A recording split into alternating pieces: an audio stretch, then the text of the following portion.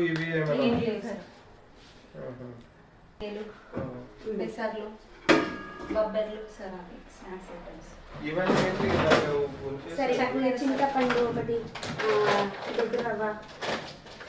sir పెసర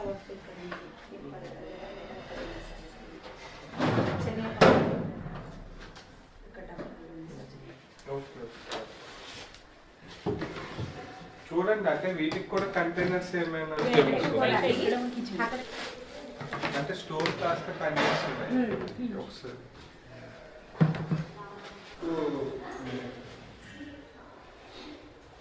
ఇవి ఎప్పుడు ఎన్ని రోజులకు ఒకసారి ఇస్తారు